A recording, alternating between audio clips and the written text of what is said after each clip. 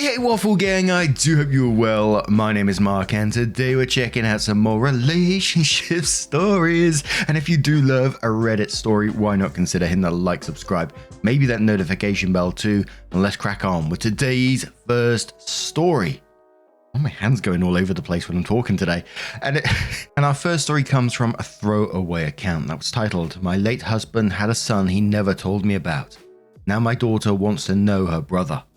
And before we do get into this story, I do want to give you some warnings. It contains talk of death, bullying, childhood trauma, child neglect, and child abandonment. So if you do want to skip the story, please feel free to do so. Timestamps are always down in the description and along the timeline below. Thank you.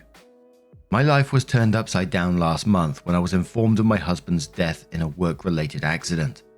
This would, of course, be hard enough to cope with, but shortly after, before the funeral, a young man came to my house, claiming to be my late husband's son. My husband didn't speak a word about him to me. He claimed to have not known about me or either of my daughters, 12 and 8, until he was notified by my husband's death and found the obituary in the online version of our local paper. The young man was 18 and must have been born before I met my husband. He also claimed his own mother died years ago and was never to his memory in a relationship with my husband. So the boy's existence is not proof of infidelity on my husband's part. However, I still feel just as betrayed. My husband never breathed a word of him to me. This boy lives in the UK where my husband sometimes worked. I lived in the US and he traveled a lot in his line of work, and I can't help but wonder, how many other secret children did he have?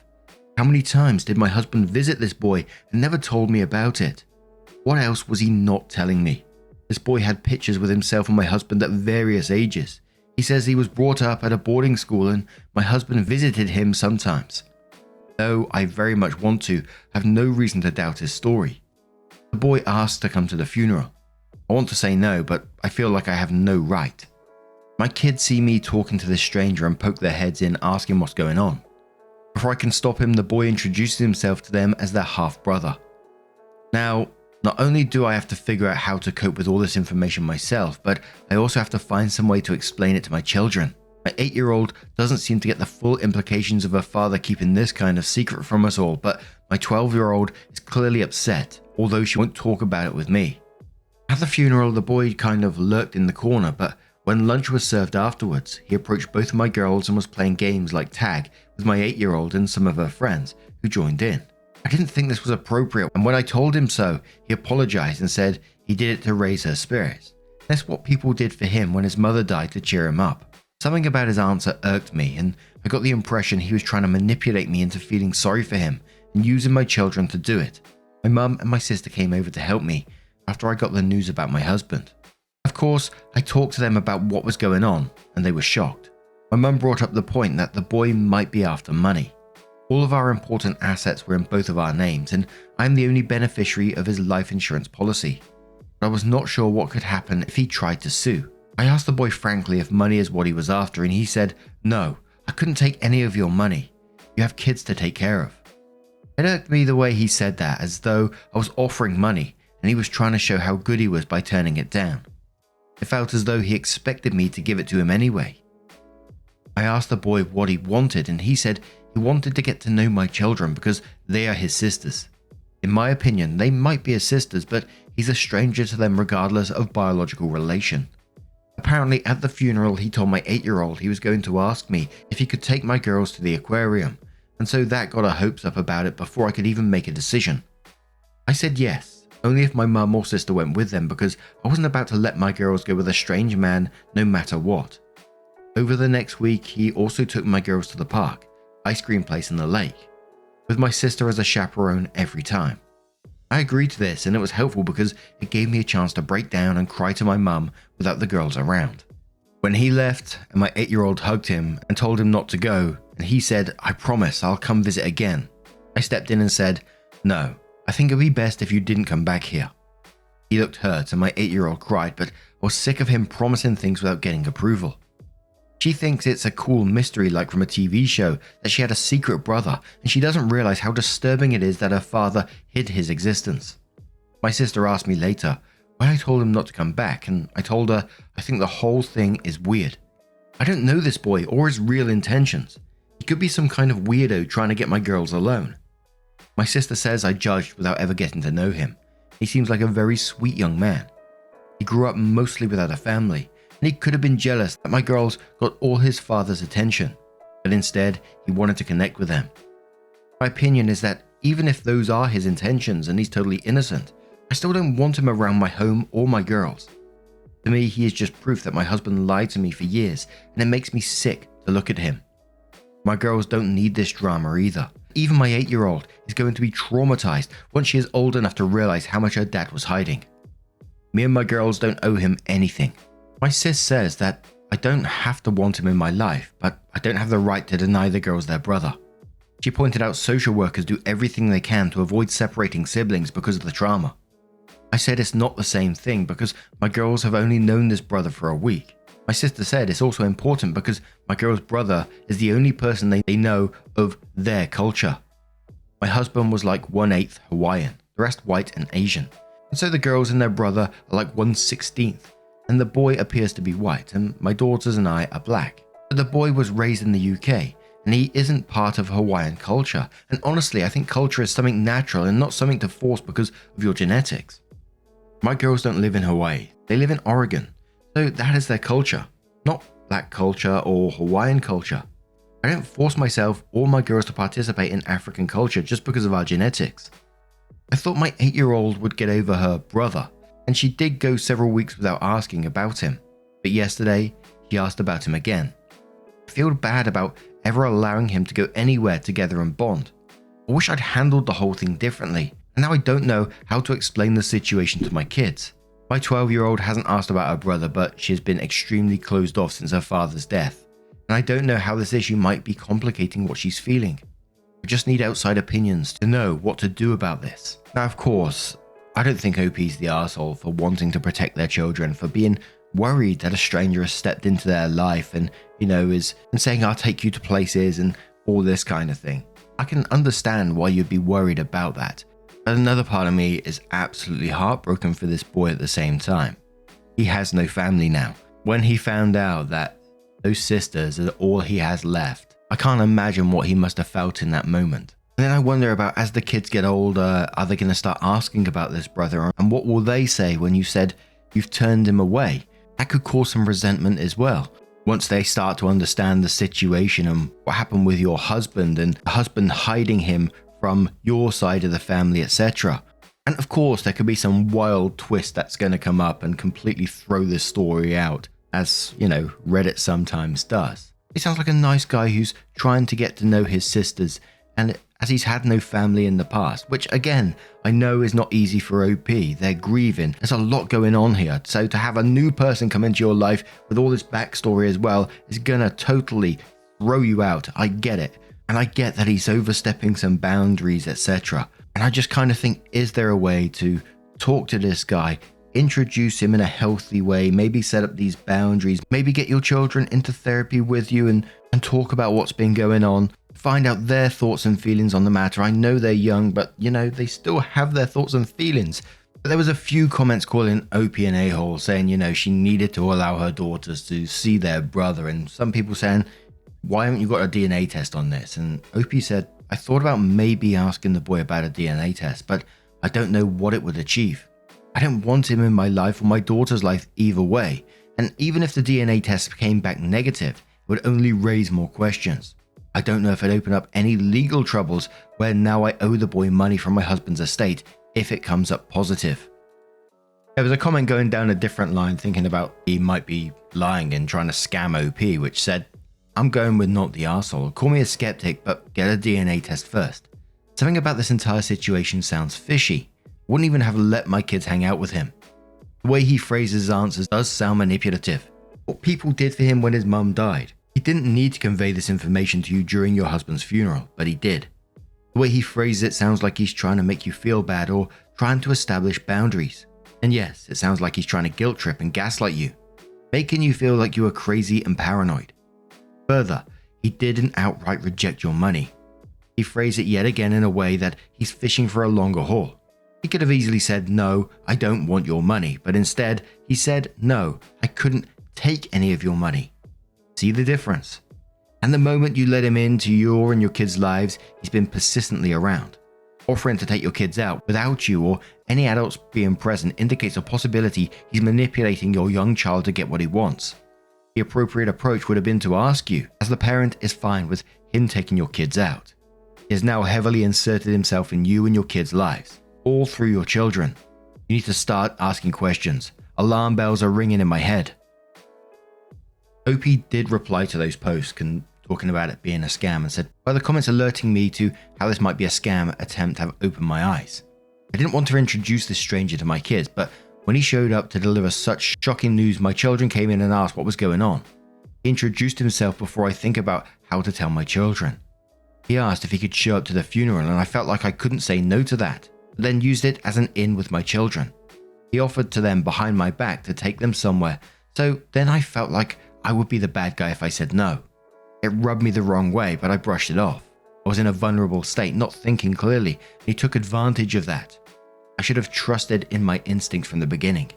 The idea that there could be scammers that prey on grieving families is just horrible, and I had no idea of such a thing. I've contacted my lawyer to figure out how to establish if there is any truth in his story and what my legal obligations are to the boy. I'm going to have a long talk with my sister to see if during their outings he had done any kind of prying that might have led him learning information about my family that he could use somehow. I'm already in the process of getting therapy for my children and myself. Edit 2. People have been saying a lot of nasty things about me and I don't think I'm going to get much more productive input on this. So this is going to be my last post on the topic. It's not. I considered taking the post down, but I decided to leave it up so people can be aware that scammers operate like this. That they can be so good at what they do that even hundreds of third-party outsiders will take the scammer's side.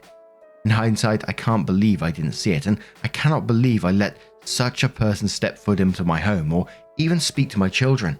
Apparently the goal was not to ask for money right away. It was to get close to me and my children and ask me for money later for a fake emergency. Other commenters elaborated on how it works. If my daughter asked me about her brother again, I'll have to tell her she was tricked. I don't want to do that to her unless I'm completely sure. So I most likely will be asking the boy for a DNA test, birth certificate, etc. However, not until I have the chance to speak to a lawyer. Just over a month later, Opie updates and says, "I was wrong and I was the arsehole. My husband's son, I wasn't trying to demean him by calling him the boy, was avoiding using names, was telling the truth. My husband's name wasn't on his birth certificate, but the DNA test did show he was related to my kids. He also had more photos, cards and voicemails, tons of evidence to prove that my husband did keep regular contact with him. Apparently the son's grandparents were his legal guardians. My husband occasionally gave them cash as under-the-table child support. I did notice that husband sometimes made large withdrawals when he went overseas. He said it was because shops there don't take his card. I wanted to believe it was a scam because I thought it made more sense than husband having lied. Talking to my husband's son a bit more revealed he'd been lying to him too. Apparently he told him he was a cowboy and a pro football player. Then when son googled him, he switched to saying he was a gangster who had done prison time. Needless to say, none of that is remotely true. I can't fathom what could possess him to behave this way. Lying to me, lying to his kid, not raising his kid. I'm questioning everything husband ever told me, and I'm wondering if it was me who died, would he have abandoned our kids as well? I feel horrible for that boy.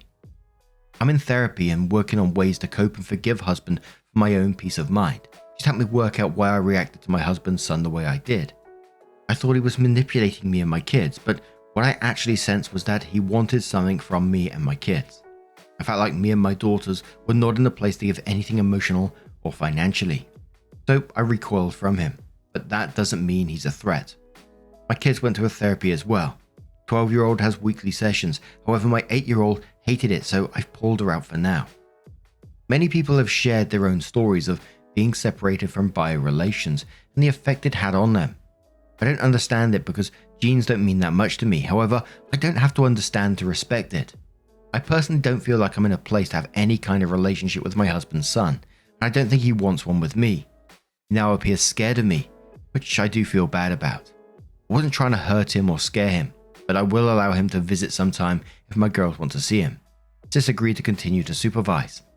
As far as money goes, the lawyer advised me that there aren't many assets that son is entitled to because they were in both my and my husband's name, except for a few investment accounts that were only in my husband's name. Thankfully, not where the majority of our savings are. I know people think I'm an evil witch for caring about money, but I need it to feed, clothe, and educate my own children. Opie continued their posts in Step Parents and says, I don't feel like I really count as a step parent. I don't know if I'm in the right place for this. When I went to other subs for advice, it felt like an angry mob. I'm hoping people here might be able to relate to some of the things I'm going through. I didn't know my husband had a son until after I became a widow. His son is 18 and lives in the UK, where my husband regularly visited him without telling me. My husband apparently kept our family, myself and my two daughters, 13 and 18, a secret from his son as well. The son found out about us after my husband died and showed up at my door to introduce himself. I didn't handle it well at the time. I was in a fog and not prepared to process anything, let alone the fact that my husband had been hiding a secret of such magnitude from me. I let him get close to my daughters, but when he said he would come back to visit, I reacted negatively and told him not to come back. After talking things through with my mother and sister, I realized that I didn't have the right to keep my daughters from their brother if they wanted a relationship with him. I reached out to the boy to confirm his story and decide on a time to visit. It was supposed to be late next month. My sister was supposed to come out and help me and supervise all interactions between my children and their brother because I am not mentally prepared to be around him and I'm not sure I ever will be. Even though I know my feelings are irrational, I honestly want nothing to do with this boy. I know my husband's behavior is not his fault and that he is a victim too. But even just looking at his face is a reminder that my husband lied to me for our entire relationship. If I had known he had a child, I might have chosen a different life. I got pregnant in college with my oldest. He was older with a stable job and able to provide for me and my child. He made all these promises. He'd take care of me. He'd take care of our baby. He'd help me get through college. He'd help be the good father he never had. And he already had a child he wasn't raising. God. If I had known that, I might have had an abortion and walked away. I fell in love with him when he said those things, and now I feel like the person I fell in love with never even existed. I don't know if he ever loved me or our kids. I don't know if he was playing a game with us or using us to build an image. I don't know if he was faithful to me on all those overseas trips. I can't trust anything he ever told me anymore. None of this is his son's fault. He's innocent, I know that, but even remembering his existence brings up so many feelings I can't deal with. Which is why my sister said she would help supervise.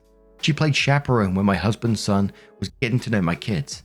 Eventually she said she'd be willing to do it again. We picked a time and she said she'd be there. Today she tells me she can't do it.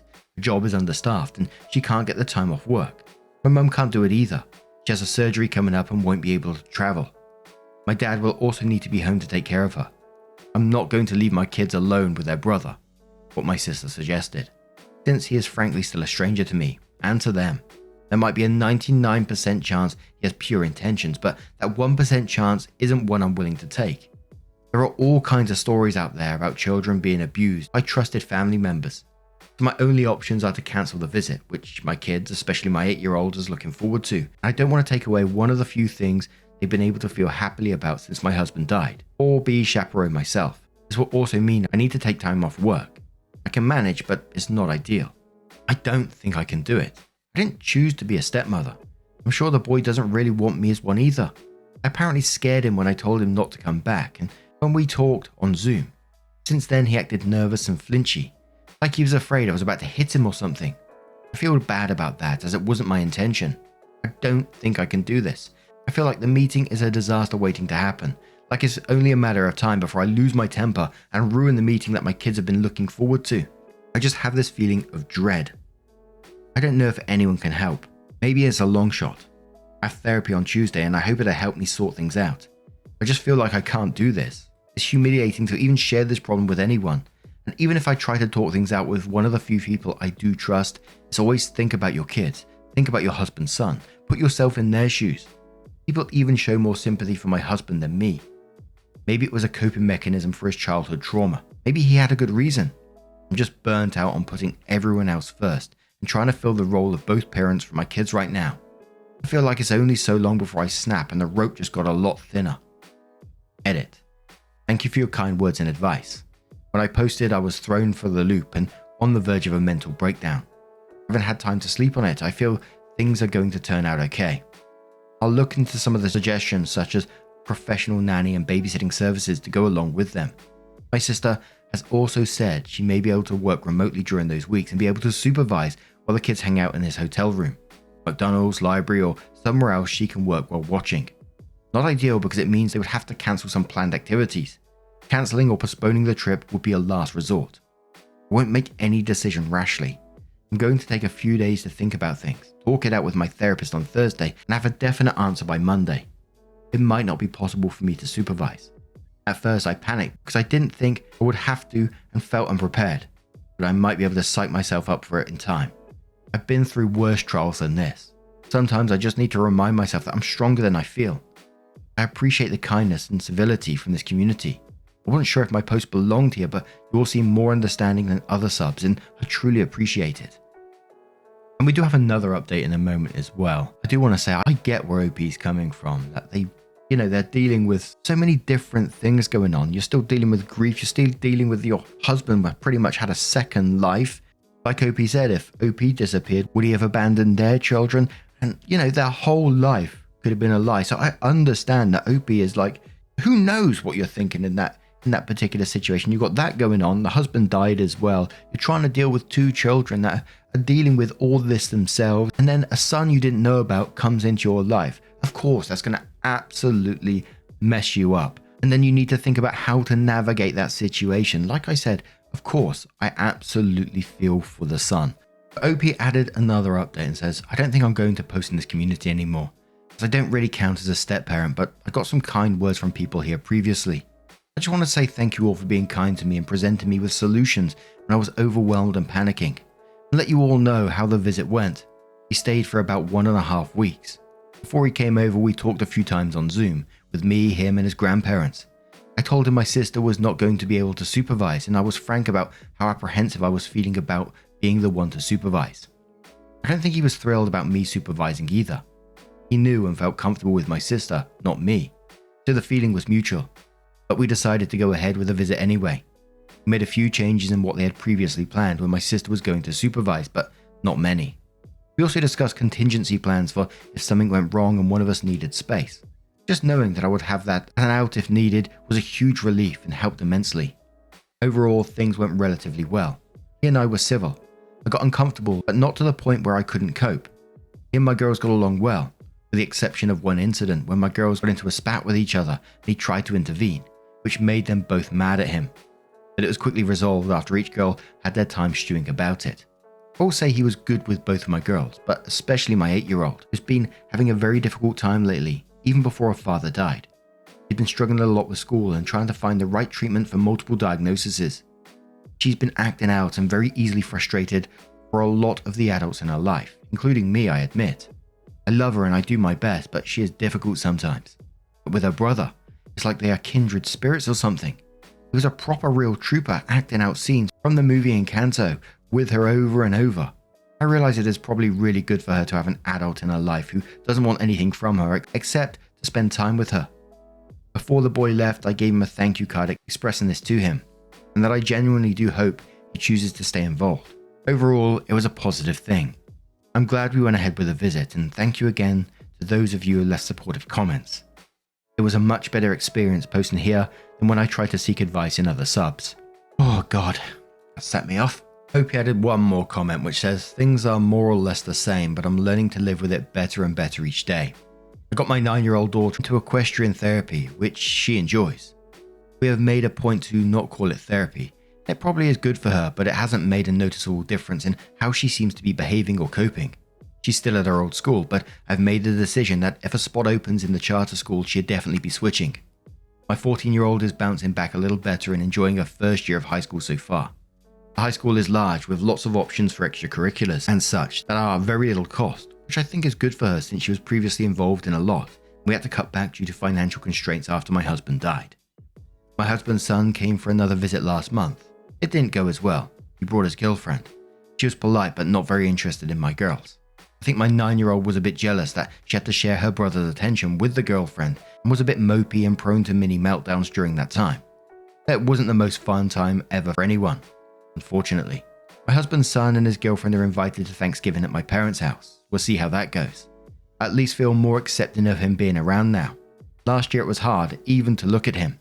I know none of this is his fault, but it was hard to see him as his own person and not just a reminder that my husband lied. And this year, I felt a little better. I don't know, and I'm just trying to accept that I never will know why my husband lied to me or how much he lied about. The best I can figure is that it was some kind of coping mechanism that he developed growing up in foster care to keep all his different families separate from each other, if that makes sense. He didn't keep in touch with anyone he grew up with, not former foster family, but also not even friends from back then. Nor did he ever talk about them. He told me very general, vague details about how it was a horrible situation, but very few specifics. I always thought it was odd, but wanted to respect that his past is painful for him and wished he could tell me more, but didn't want to pry. I don't and will never know, but I have a hunch that it all ties together for him. He just has a compulsion to keep different parts of his life separate. It's the best reason I could come up with after agonizing over it for so long anyway. And I'm super glad to see things are moving in the right direction. I know there's a lot going on in one story, but it sounds like it's moving in the right direction for this family, and I really do hope that it continues to do so. But now I'm going to turn this one to you guys. What do you guys make of this situation? If you do love a Reddit story, why not consider hitting that like, subscribe, maybe that notification bell too, and I will see you in the next one. Take care and much love.